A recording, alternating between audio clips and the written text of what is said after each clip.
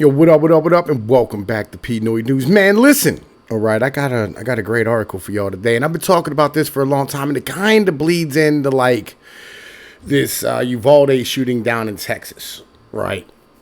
So this is from the New York Times. It said cities try to turn the tide on police traffic stops. Basically, people like the DAs in cities and the cities themselves are saying that they're no longer going to enforce like traffic fucking laws as a whole, right? They're going to stop doing minor traffic stops. Now, I've told y'all before, I'm going to tell y'all again, I'm from a place where literally they've been doing this since like 2008, 2006, right? When the city went bankrupt.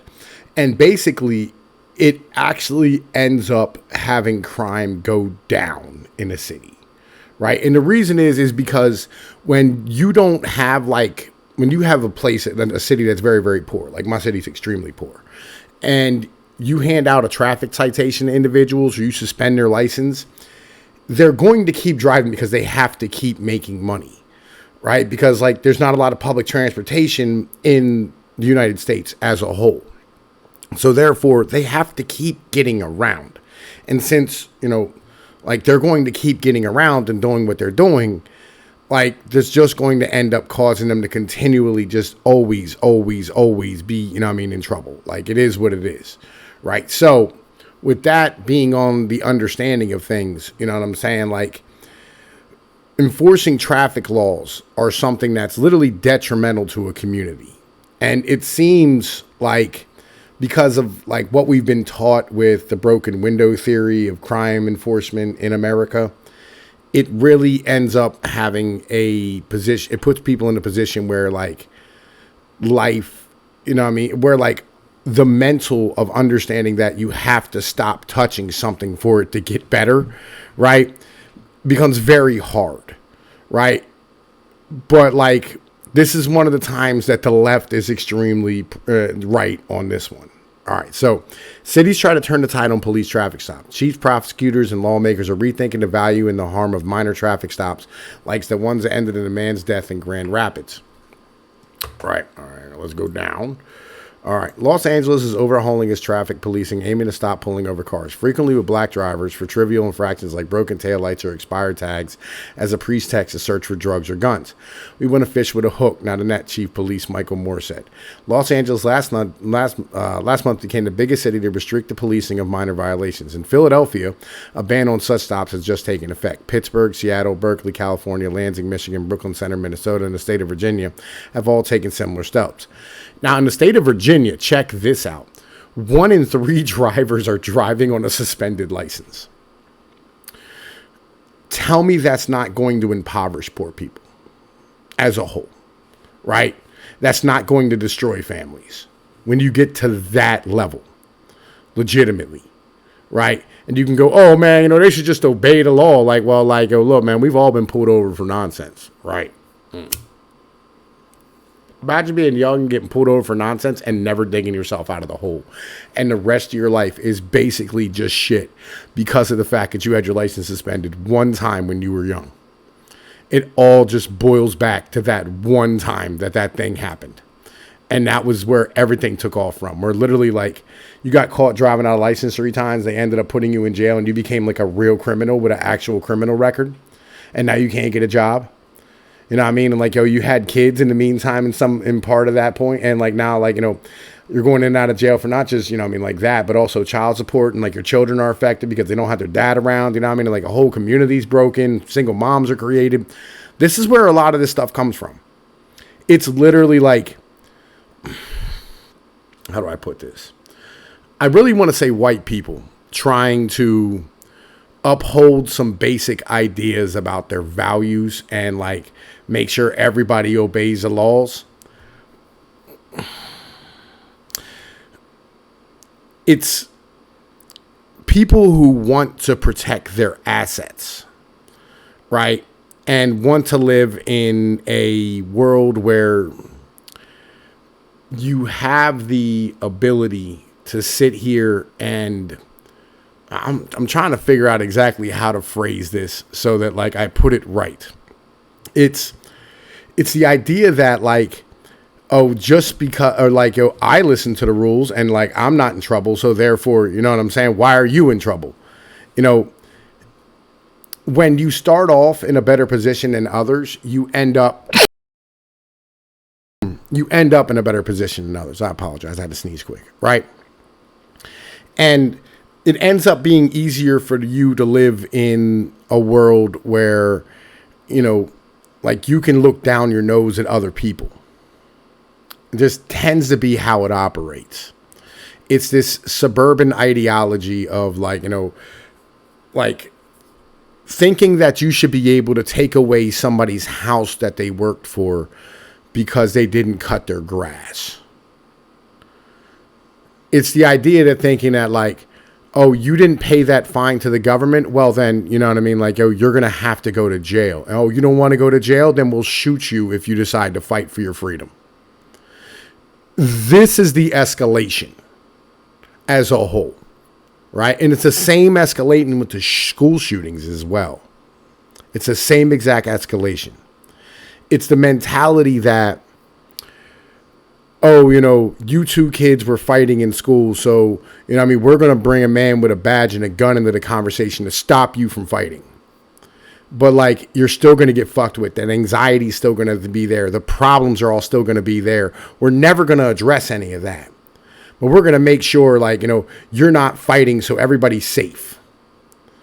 Until, like, you get to the point where some kids get pushed just too fucking far. And they end up coming in and shooting people. This is how, like, these type of things happen.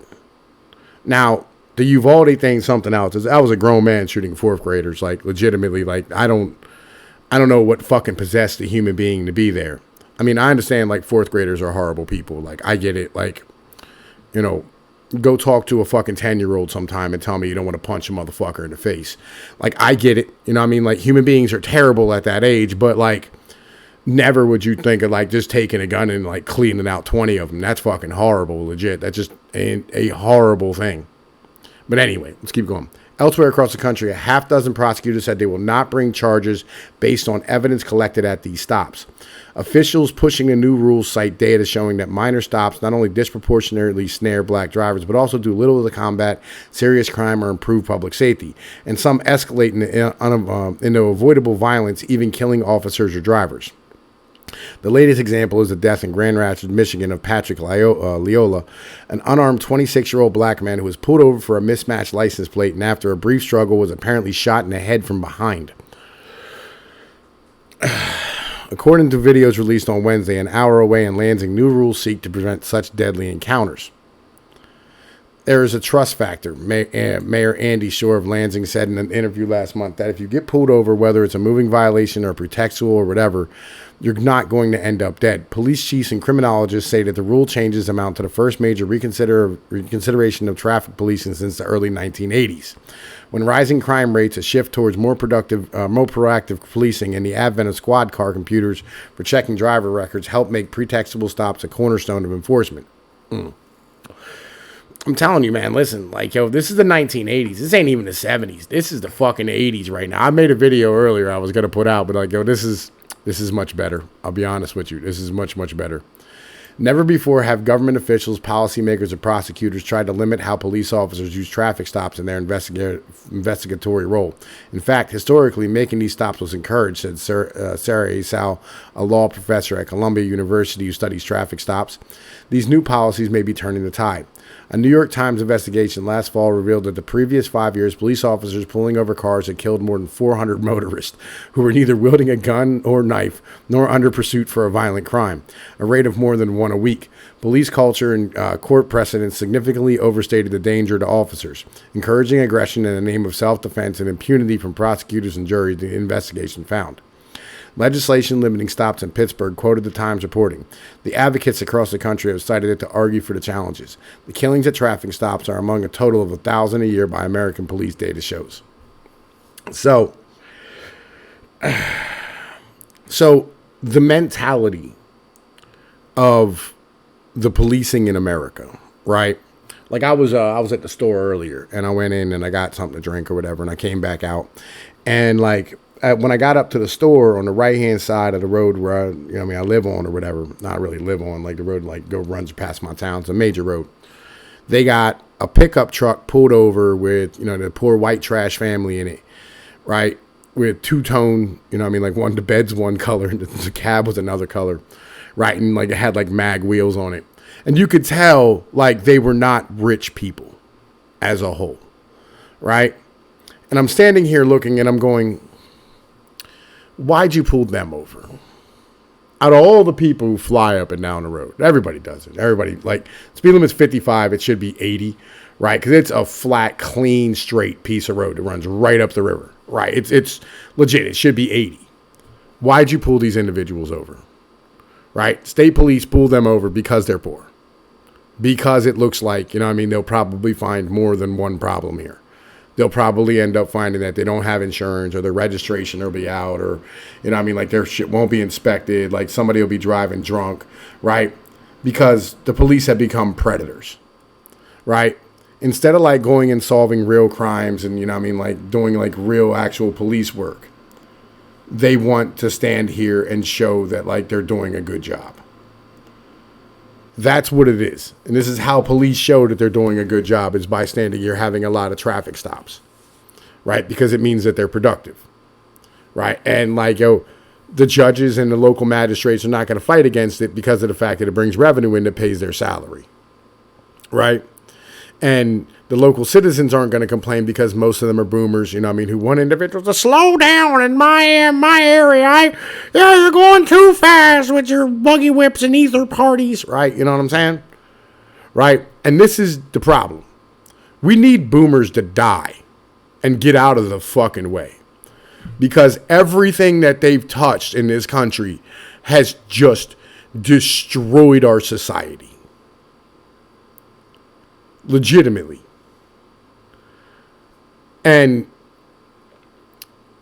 I'll be honest, I'm fucking happy that y'all are following some of the things that we're doing over here because, like, I'll be honest, you need to start rebuilding your fucking communities and rebuilding your fucking, your people, your society, your culture, your everything that used to exist, 100 years ago and doesn't anymore. Because we had to sit here and make everything safe so that everybody had the opportunity to be able to grow up and not have problems. And where we are today is that everybody has problems because none of it fucking worked. Because let's be honest here, the boomers are the worst people who have ever lived in the history of mankind. It is what it is. Anyway, look. Wanted to drop this on y'all. Tell me what you think in the comments. I'm Tom Pease of Pnoid News. Y'all know the deal, man. Like, share, and subscribe. You know how it hits. Later, man. Peace.